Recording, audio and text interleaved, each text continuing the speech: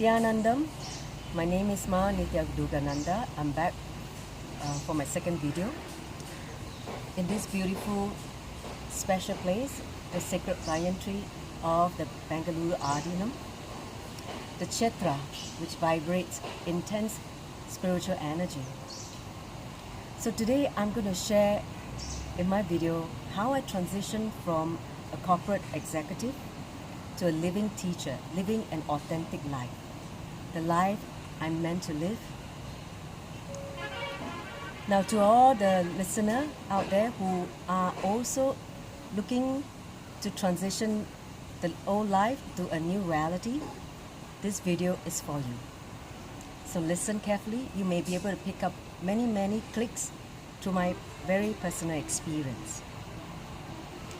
So if you remember from my very first video, after I got initiated into the healer's initiation by Swamiji as a Nitya spiritual healer in January 2007, I came back to my corporate life and I just knew something got awakened in me because I was not able to live the same way I used to live. Even every morning when I sit with myself after yoga, certain energy will start to stir within me. The energy wants to expand and express itself in different dimensions. But because of my fear and my greed and my comfort zone that I'm living was not allowing me to honor that calling.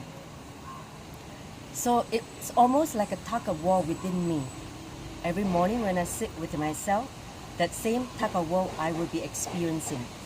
And there were times I would burst into tears because it was such a deep pain within, a deep ache within my being because of the suppression that I'm doing to my being.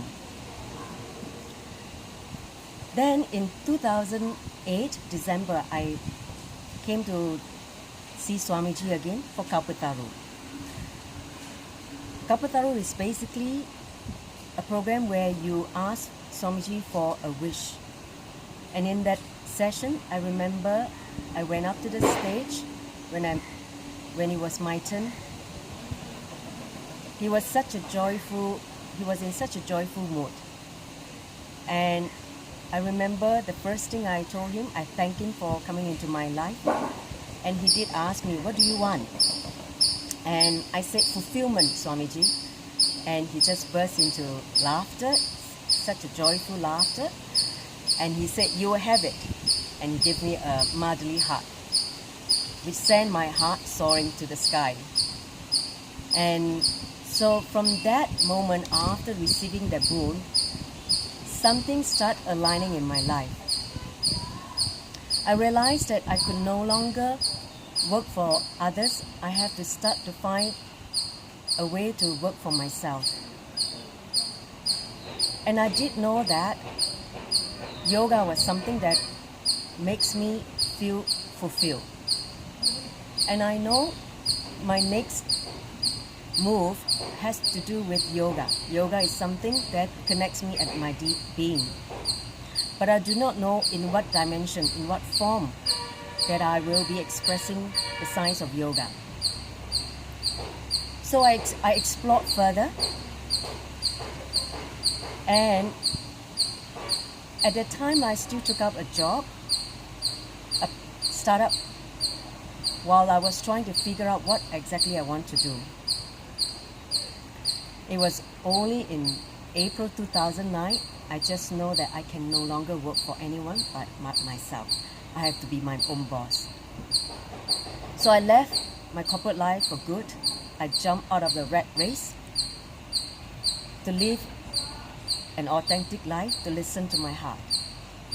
And I came to my very first inner awakening in June 2009, 2 months after I left my corporate job. In the inner awakening, Swamiji basically liked my being, and I, for the first time in my life, realized that my life will be very much intertwined with Swamiji. Whatever I do, whatever that I will be expressing, whatever I will be sharing with the world as my gift to the world will be very much closely related to his teaching.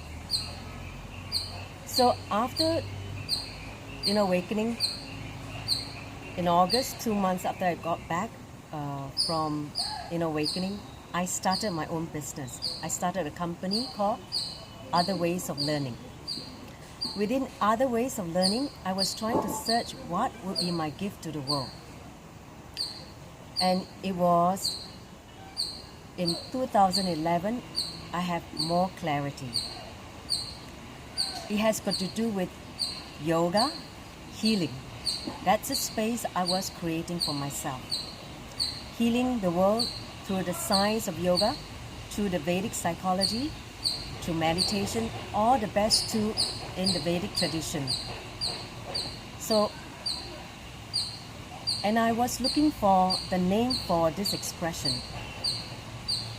For a month, I kept asking Swamiji to give me the name because I tried very hard to find a name. It did not come close to what the expression was all about.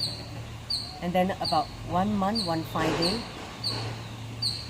the name of the expression appeared in my third eye in bright words. It is called Your Presence Heals.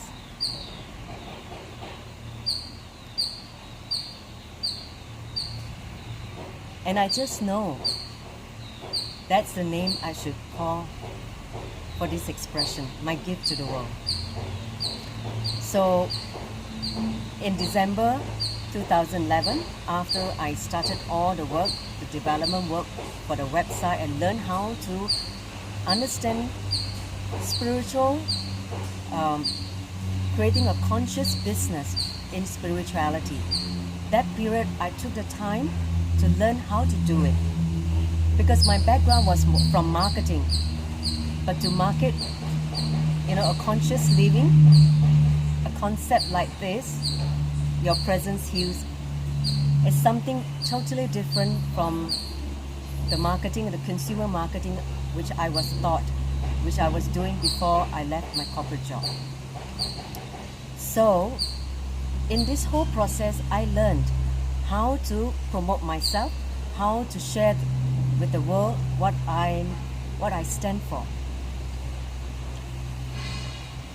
So I remember in December 2011, before I launched the website in January 2012, again I asked Swamiji for a blessing in the Pada Puja. I asked for two things. One, when I'm doing this work, let there be no ego between me and him. That is, to remove my ego when I'm serving humanity. Second, let this expression be a successful venture for the world. So with that, he blessed me, and I can say that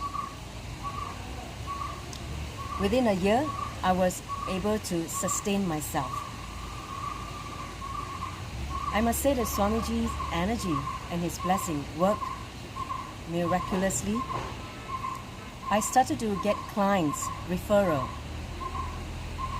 by people who had attended either my yoga classes, workshops, or my private session. Basically, Your Presence Heals.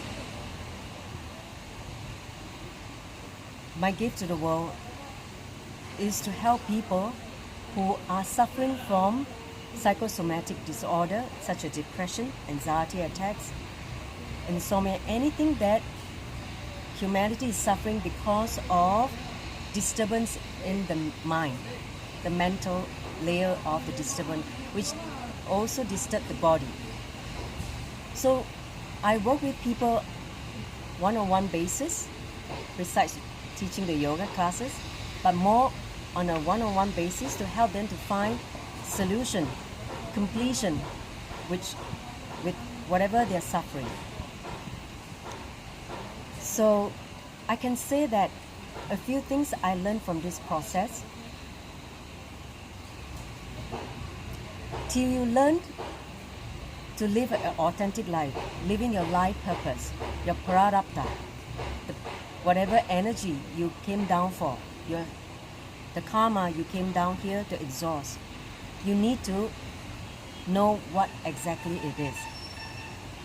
See, when you start living an authentic life, fulfilling your real life purpose, so much healing happened within the body, mind, spirit. For me, I experienced healing of my irritation, constant irritation, restlessness. I experienced healing in the body pain.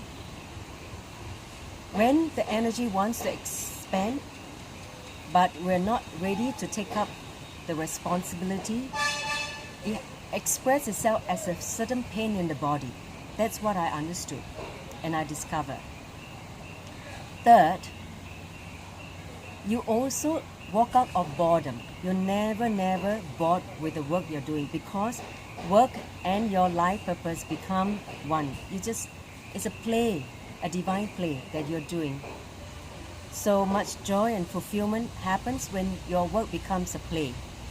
Just like a child, you're just playing, and at the same time, you're helping humanity. So what I realized is that when you are able to live your true life purpose by following your heart, this is when you start to live an authentic life. The life you're meant to live, the life that everyone has come to serve humanity. And I also would like to share with all the viewers or the readers, please send me your comments, send me your feedback. I'm happy to share with you if you want some more details about how to transition from your current life to the life that you always want to live. With that, I thank you for listening. Nithyanandam.